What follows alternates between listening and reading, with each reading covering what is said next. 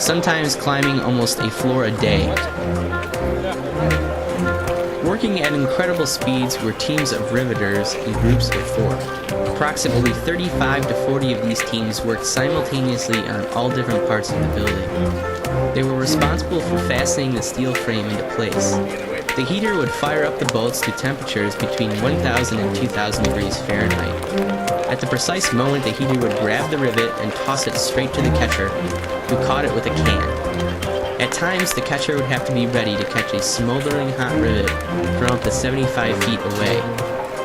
The rivet was then jammed into a rivet hole and smashed into a wide cap, permanently merging together 2 more sections of the skyscraper framework. As the summer of 1930 drew to a close, the structure continued to rise rapidly, so rapidly in fact that the architects could not keep up. They anxiously and quickly began drawing up plans for each individual floor just in time for them to actually be put into place. But it was the steel workers who faced the sharpest deadline. There was more than twice the structural steel in Empire State than in the Chrysler Building, and the winter was fast approaching, which would make it nearly impossible to complete their tasks. And as was so often with the Starretts, when there was a problem, there was an even better solution. The derrick was a large, multifaceted crane, ideal for hoisting steel beams and other heavy supplies. There were as many as 16 derricks working on the Empire State Building at the same time. They consisted of movable booms, cables, and pulleys that allowed the workers to place their heavy freight precisely into place.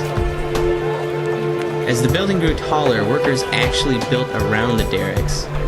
The large cranes miraculously were able to pull themselves up onto each floor, so they could keep up with the rapid growth of the building. As a result, a stunning 22 stories of steel were erected in just 22 working days, a pace that broke all previous records of construction.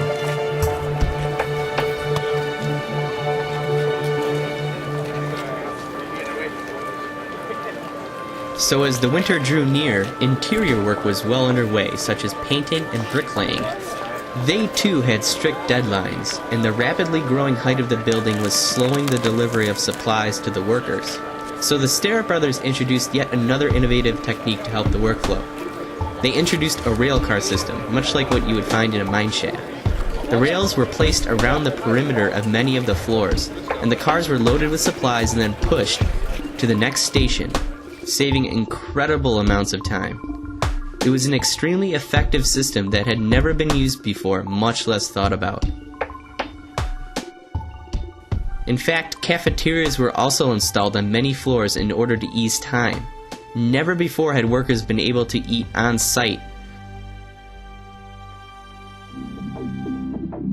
Meanwhile, much of the electrical work was underway for the electric elevator. In 1854, Elijah Otis invented a safety device that prevented elevators from falling if the hoisting cable broke, paving the way for passenger travel rather than just cargo. The Otis Elevator Company was commissioned to build elevators for the Empire State Building, totaling 66 elevators. But it wasn't until 1880 when Ernst Werner von Siemens built the world's first electric elevator, which could ascend at a rate of over 1 floor per second. Electric elevators are what made the very existence of skyscrapers even possible. Despite these advances, construction on skyscrapers in those days was still very dangerous. It was projected each building would ultimately lose 1 man for every floor, and the Empire State Building consisted of 102 floors. Yet only 5 deaths were reported in total. The Starrett brothers' regard for the workers was unprecedented. They even set up an infirmary so that physicians could come by the job twice a day to treat any workers in need. This was extraordinary for the times, and in fact is rarely even done today.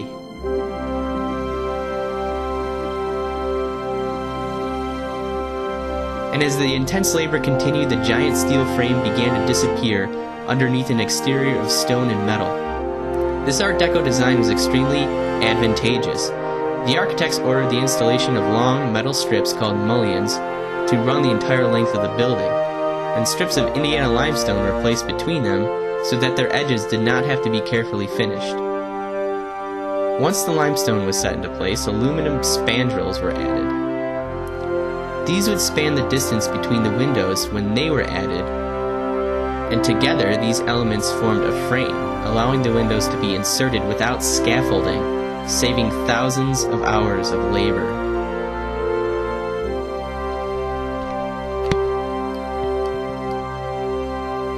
In total, over 200,000 cubic feet of Indiana limestone was used, and over 6,400 windows were put into place, in addition to the 730 tons of stainless steel and aluminum. It was these innovations which allowed the workers to build at record speeds.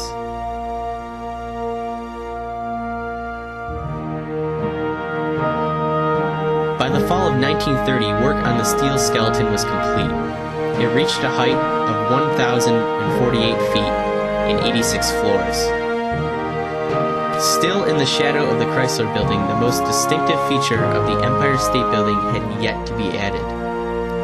And once word leaked as to what it was, New Yorkers could hardly believe it.